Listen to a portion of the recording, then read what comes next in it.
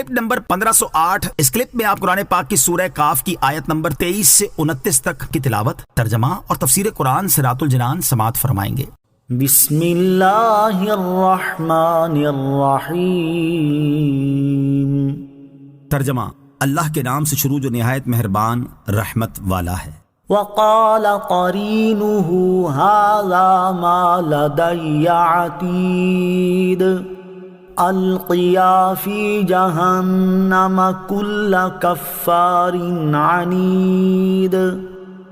مناع للخیر معتد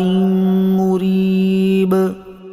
الذی جعل مع اللہ الہا آخر فالقیاہ فی العذاب الشدید۔ ترجمہ، اور اس کا ساتھی فرشتہ کہے گا، یہ ہے جو میرے پاس تیار موجود ہے، حکم ہوگا تم دونوں ہر بڑے ناشکرے ہٹ دھرم کو جہنم میں ڈال دو، جو بھلائی سے بہت روکنے والا، حد سے بڑھنے والا، شک کرنے والا ہے، جس نے اللہ کے ساتھ کوئی اور معبود ٹھہرایا، تم دونوں اسے سخت عذاب میں ڈال دو۔ وقال قرینہ،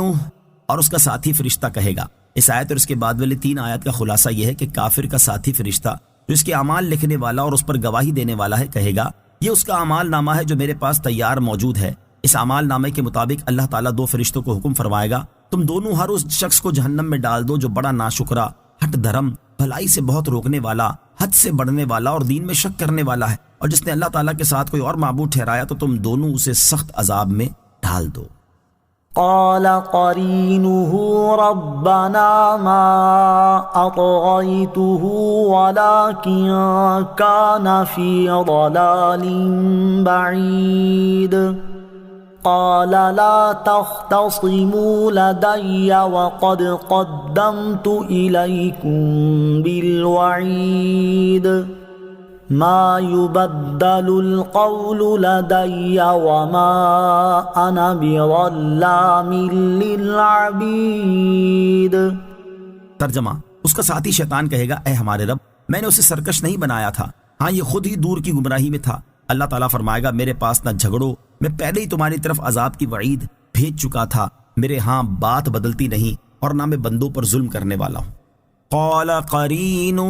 اس کے ساتھی شیطان نے کہا۔ اس آیت اور اس کے بعد والی 2 آیات کا خلاصہ یہ ہے کہ جب قیامت کے دن کافر کو جہنم میں ڈالنے کا حکم دیا جائے گا تو اس وقت وہ کہے گا، اے ہمارے رب، مجھے اس شیطان نے ورگلایا اور کبھی بھی راہ راست پر چلنے نہ دیا، اس لیے میں بے قصور ہوں۔ اس پر وہ شیطان جو دنیا میں اس پر مسلط تھا کہے گا، اے ہمارے رب، میں نے اسے کبھی بھی سرکشی پر مجبور نہیں کیا تھا، بلکہ میں تو اسے فقط مشورہ دیتا اور یہ اس پر عمل کرتا رہا اور گمراہی کی عمیق وادیوں میں جا گرا، لہٰذا میں اس سے بری ہوں۔ اس پر اللہ تعالیٰ ارشاد فرمائے گا، میرے پاس نہ جھگڑو، کیونکہ جزا کے مقام اور حساب کی جگہ میں جھگڑا کچھ نفع نہیں دے گا، اور میں نے پہلے ہی اپنی کتابوں میں اور اپنے رسولوں کی زبان سے یہ وعید بھیج دی تھی کہ جو سرکشی کرے گا اسے میں عذاب دوں گا، اور اس وعید کے بعد میں نے تمہارے لیے کوئی حجت باقی نہیں چھوڑی، اور یاد رکھو کہ میرے ہاں بات بدلتی نہیں، اس لیے تم یہ طمع نہ کرو کہ میں نے کافروں کو جہنم میں داخل کرنے کی جو وعید سنائی تھی اسے میں بدل دوں گا، اور نہ ہی میری یہ شان ہے کہ میں کسی کو جرم کے بغیر سزا دے کر اس پر ظلم کروں۔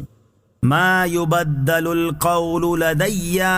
میرے ہاں بات بدلتی نہیں۔ یاد رہے کہ دعا اور نیک کام سے اللہ تعالیٰ کے نزدیک تقدیر مبرم حقیقی نہیں بدلتی، بلکہ وہ تبدیلی ہمارے علم کے لحاظ سے ہوتی ہے، لہٰذا اس آیت میں اور حدیث میں کہ دعا سے قضا بدل جاتی ہے، تعرض نہیں۔